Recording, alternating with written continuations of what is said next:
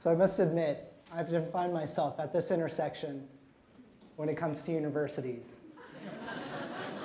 Few places can provide the incubation space that's necessary for solutions that will solve some of our global problems, in my mind, poverty or climate change.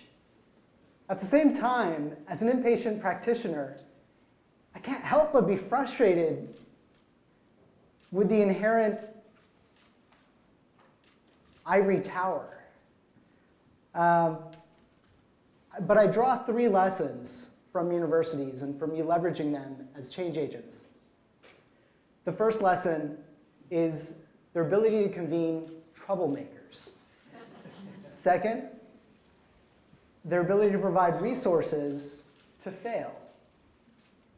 And finally, their ability to provide global collaboration, something that so far has remained yet untapped, but I hope we can push it forward. And I'd like to explore how exactly we can push these three together to perhaps form something greater. So the first point, the first learning, in a sense, convening troublemakers. Well, when I was an undergraduate, I served as student body president of the University of Chicago. And it was a tumultuous time because the university was interested in getting more applications from the common applicant. Now, however, we at the University of Chicago kind of took pride in being, uncommon, if you will. We ourselves, we prided ourselves in perhaps being the lowest ranked school when it came to party schools, below several military academies. And we took pride in being the uber geeks, if you will. So the changes didn't go over well with the general university community. Instead, what we did is we decided to protest. But we'd protest in a way that no other people protested, something that University of Chicago students never traditionally did, and that was to have fun. Yes, we wouldn't throw a sit-in, rather we would throw a fun-in. The event attracted 1,300 students, garnered national media attention, and was part of a larger movement that led to the resignation of the university president later that year. Now, my learning was that we're told that students are apathetic. We're told that we don't really care. Yet we find that universities, in fact, act as pressure points. Those who don't accept the status quo, but rather demand to know why any one of us have to live in poverty. Why can't we have a democracy? Ours was but a small movement, but representative of larger movements that have happened throughout history, whether it be what's happening in the Middle East now, what's happening in the Czech Republic with the Velvet Revolution, or the brave students that stood in Tiananmen Square.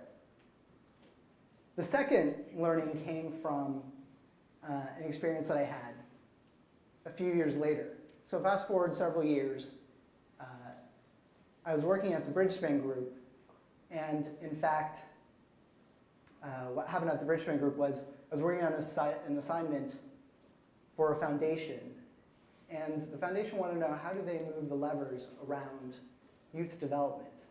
Well, what we found astounded me. It seemed that foundations spent $10 on youth development. For every $10 they spent, the government spent $100. Yet, foundations were only spending 1 cent of those $10 towards influencing those 100 government dollars. And I thought, well, how do we use this? How do we use smart philanthropy in order to affect policy outcomes and in-kind resources of government in developing and emerging markets? So I decided to attend graduate school and develop this. The reason I attended graduate school, well, I had for three reasons. The first was had a co-curricular environment where I could learn from the best minds in advocacy, in international development, and in philanthropy.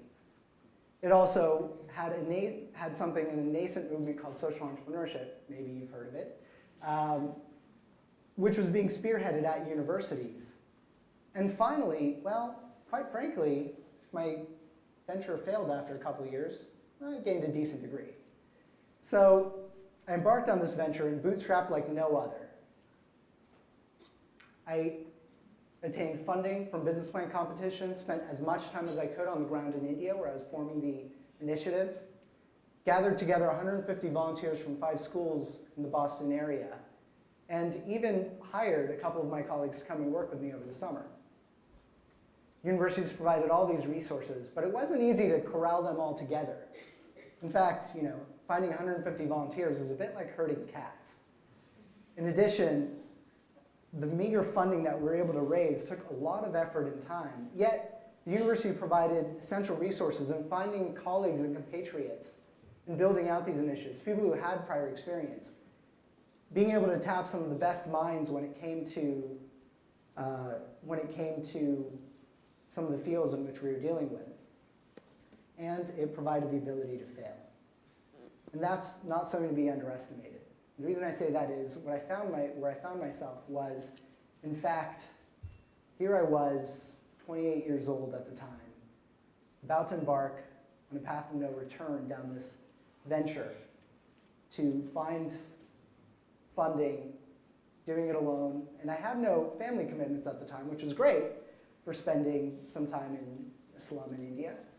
But at the same time, I wondered, when would I have that opportunity to develop family commitments and so forth? So I took a personal decision, along with a financial one saddled with heavy student loans, and decided that perhaps this wasn't the time for me. And that was important, and I think it's important to emphasize that universities can play a role in the failures and perhaps how we learn from failure, whether it's starting our own venture or deciding to embark on another.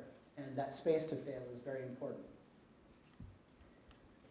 As for the third learning, global points of collaboration. Well, following my time in graduate school, I decided to go work for a foundation. And during this time, I learned an immense amount about ventures all over the world, in all kinds of sectors and all kinds of geographies. The one thing that really got me excited, garbage.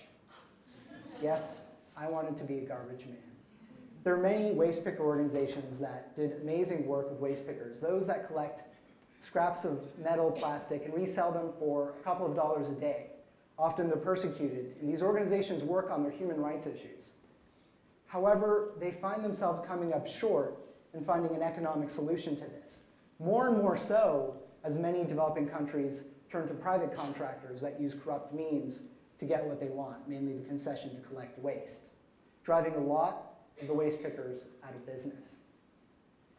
So what I was able to do was, again, tap into universities and their ability to send summer associates around the world. In fact, we did our proof of concept to find out if there was a globally viable model for waste pickers to commercially collect waste.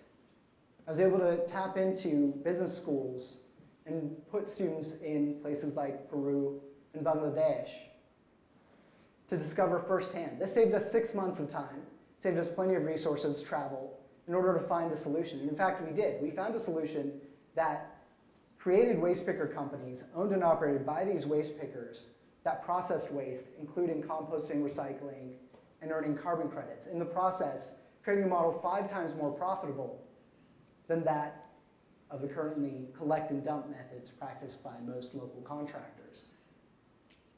Could we do this without the universities? Well, something struck me as a little odd in this situation. Here we were working in developing countries, yet relying on Western talent. For example, in India, is it not that there's enough talent on the ground? Quite the contrary. There are plenty of fantastic institutions like the Indian Institute of Management or Indian Institute of Technology that churn out plenty of talented graduates.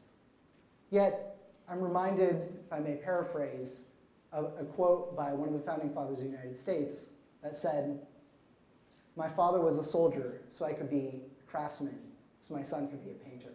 Well, in my own personal case, my grandfather was a farmer, so my father could immigrate to the United States and be an engineer, and I could be a social entrepreneur and return to India.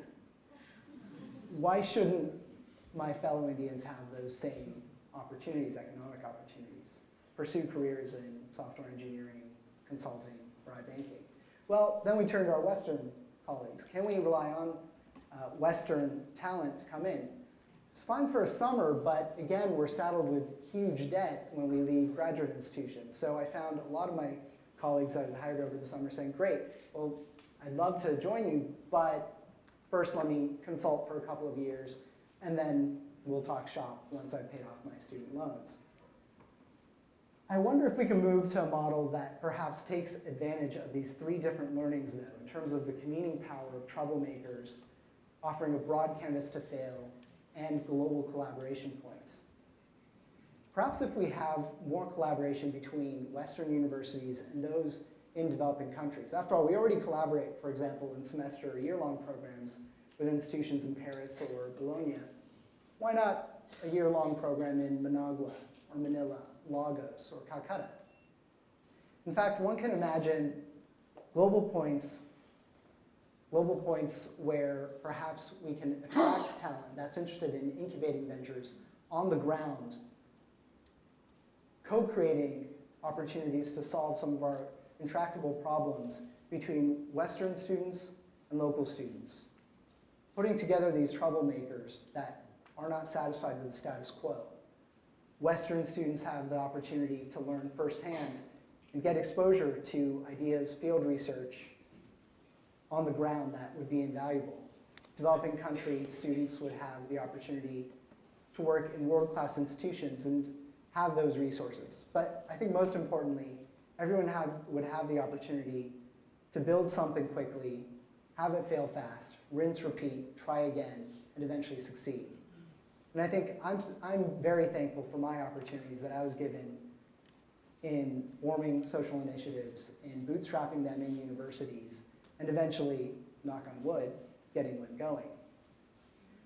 But if we're going to solve problems like climate change, like poverty, we're going to need millions of new ideas incubated in these manners that will then create hundreds of solutions that solve our intractable problems. Thank you very much.